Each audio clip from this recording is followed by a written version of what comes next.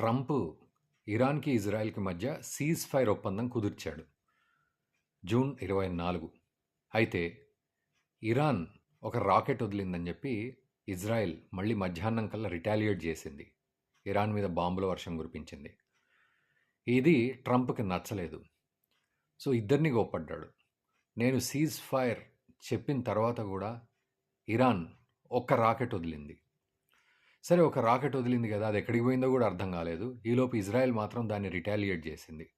ఒక్క రాకెట్ తోటి cease fire ఒప్పందం బద్దలైంది అనుకోవద్దు. బట్ ఇజ్రాయెల్ కూడా అంత తొందరపడి చేసే పని కాదు. ఇద్దరి వైపులా నేను అన్హ్యాపీగా ఉన్నా, చాలా పూర్తిగా బాధాకరంగా ఉన్నాను అంటూ తన ఆవేదన వ్యక్తం చేశారు ట్రంప్. ఏదేమైనప్పటికీ కూడా ట్రంప్ కూడా అటు న్యూక్లియర్ సైట్స్ని బద్దలు కొట్టే ప్రయత్నం చేశాడు ఇరాన్కి సంబంధించి B-2 బాంబర్స్ తోటి, మనందరికీ తెలిసిందే. మరోవైపు వెంటనే సీజ్ ఫైర్ ఒప్పందాన్ని కుదర్చడం, ఇదంతా కూడా చూస్తుంటే సో ఈ మూడో ప్రపంచ యుద్ధానికి గేట్లు తెరిచామా 2025లో అనే పరిస్థితి కనబడుతోంది. ఏదేమైనా అమెరికా కూడా B-2 బాంబర్లు వదలడం అనేది కీలకమైన పరిణామం. సో ఇది ఎటైనా దారితీయొచ్చు. ఈరోజు ఇరాన్ మాట విన్నట్టు అనిపించినా కూడా మాట వినకపోవచ్చు. ఇజ్రాయెల్ కూడా ఇంకేదైనా చేయొచ్చు.